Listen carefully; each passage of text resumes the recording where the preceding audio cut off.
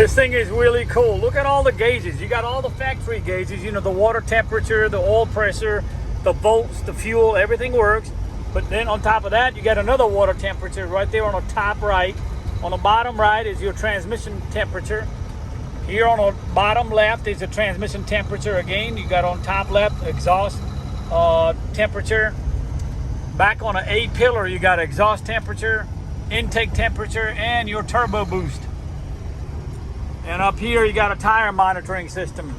This thing is cool. It's like an airplane, and it's exactly what it was designed. The owner was an airline pilot. 8.3 ISC Cummins beats Max 47 any day, any night, any time.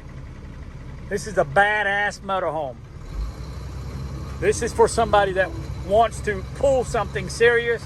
And if you don't want to pull something, it still gives 8 to 9 miles a gallon. It's only 33 feet long.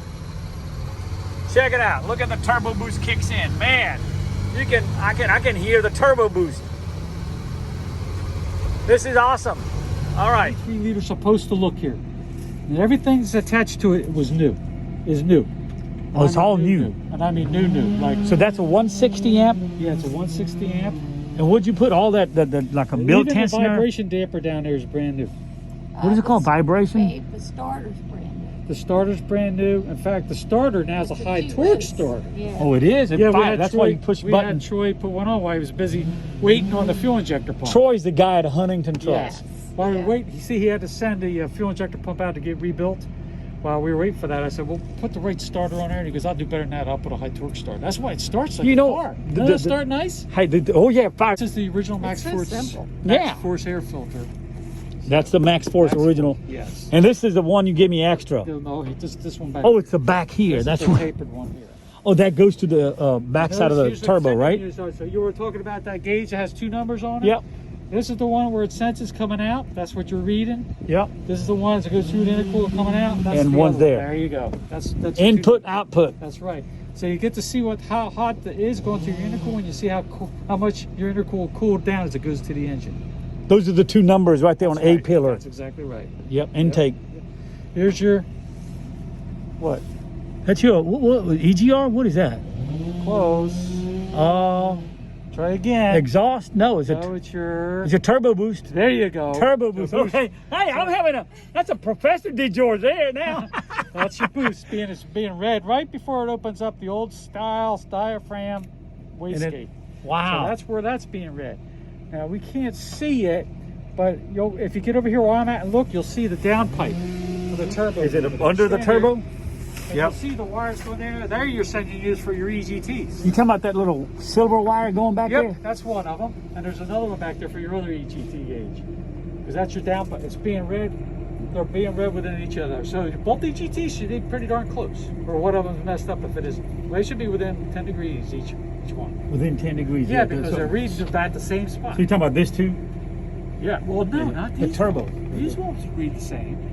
Remember, this is reading the hot air coming out before it goes to the And it's cools and it cools up. As it Yeah, cools. yeah. But you're So talking about you the turbo boost. EGT, the EGT. exhaust gas temperature. Exhaust gas temperature, which Yeah. which is measured by Exhaust. It comes. It's right out. You want to put it as closest to the exhaust of your turbo as you can, because you Yep. want to know what your turbo's, how hot it's getting. Oh yeah. See? Because you can burn it up if I it don't gets think too you hot. probably ever saw 700, 800 yet. If you saw that, probably seen about 6 running around town with it.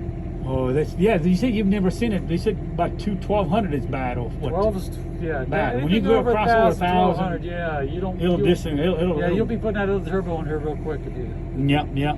So that's EGT you watching, and you put new intake too, right? Like an exhaust. Yeah, that's epoxy coated intake. Yeah. Get that gray? That'll Yeah. never run. So this is all factory. It used to be, right? This these- is all factory down here. This here is all your switches for all your gauges is right here.